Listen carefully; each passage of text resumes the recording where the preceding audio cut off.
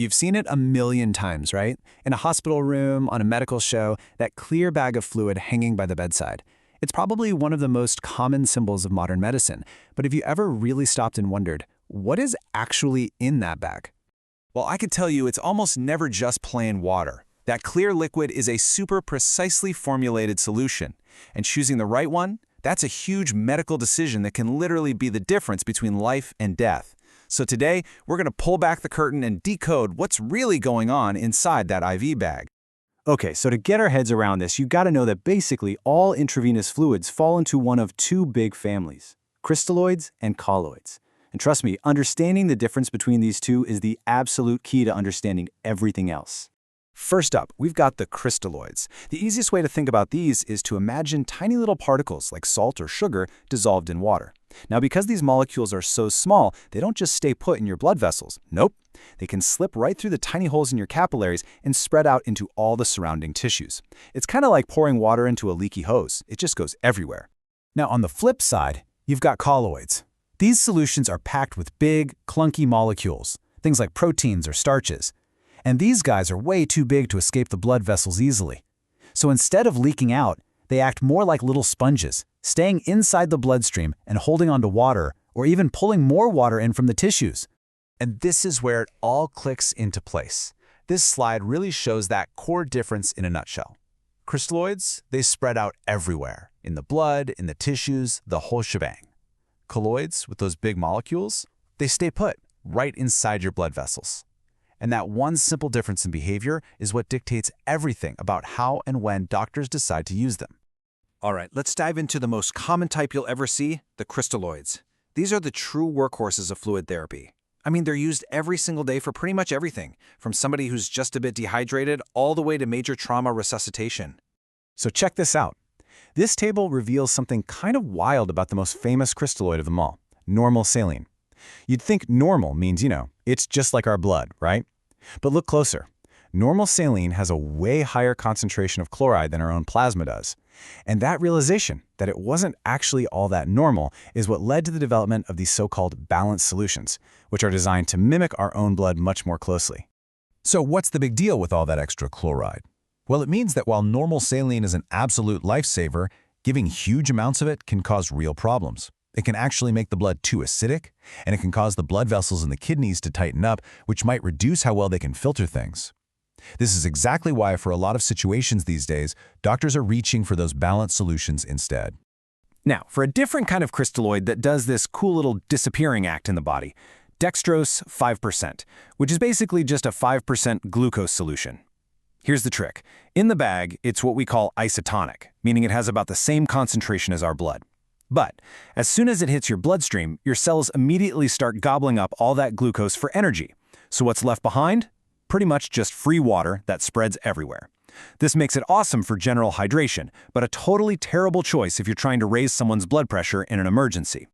Okay, so we've covered the workhorses. Now let's switch gears and talk about that other family, the colloids. If crystalloids are the everyday all-rounders, you should think of colloids as the heavy lifters. They're the specialists you call in for very specific jobs, especially when you absolutely have to keep fluid locked inside the bloodstream. The most natural colloid, kind of the OG colloid, is albumin. This is a protein that's already floating around in our blood. The stuff we use in hospitals is made from plasma that's been donated by volunteers. You'll see it used in really critical situations, like after major blood loss, for severe burns, or in patients who have dangerously low levels of their own albumin. And this is why we call it a heavy lifter. This number is just incredible. Concentrated albumin is a super powerful fluid magnet. For every 100 milliliters of a concentrated solution you give someone, it doesn't just add 100 mils to their blood volume. It actively pulls an extra 350 milliliters of fluid from the body's tissues back into the bloodstream. It's just an incredibly efficient way to boost someone's blood volume. Fast. But here's the thing. Albumin comes from people, and it's pricey. So for decades, scientists were on a quest to create man-made or synthetic colloids. And this, my friends, is where we get into a really fascinating and kind of cautionary tale in modern medicine.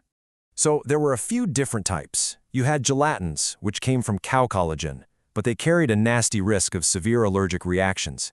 Then there were dextrans, these big sugar polymers, but they could mess with blood clotting and in some people even cause kidney failure. But there was another one that became incredibly popular. And that was HES, which is short for hydroxyethyl starches. For years, this was the go-to fluid for resuscitating critically ill patients all over the world. It worked, it was cheap, it was everywhere. I mean, it really seemed like the perfect solution. But then, researchers started noticing a really disturbing trend. And this was the bombshell finding. Huge studies started to reveal that, far from being a perfect fix, HES was actually causing significant harm. The research was pretty clear. It increased the risk of acute kidney injury, and it had negative effects on the body's ability to form blood clots. The fallout from this was just dramatic. In 2018, based on this overwhelming evidence of harm, the European Union completely suspended the licenses for all HES products. A fluid that had been used on millions of patients for decades was just pulled from the market. It's such a powerful reminder of how medical science is always evolving and why we have to constantly question the things we think we know. So, wow. After all that, how on earth do clinicians actually choose the right fluid for the right patient? Well, it all comes down to matching the fluid's unique properties to what's going on with that specific patient. This table basically breaks down the thought process. It's all about matching the tool to the job. If someone is just dehydrated, a simple crystalloid is perfect. For a big trauma, you'll start by flooding them with a balanced crystalloid to fill the tank, fast.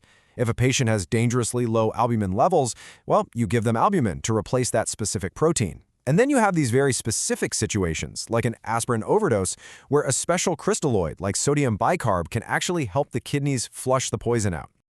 And that really brings us to the big question, doesn't it? For more than 100 years, we've been mixing up these bags of salt, sugar, and protein. We've learned so much about what works, what doesn't, and what can be dangerous. But it makes you wonder, is the search over?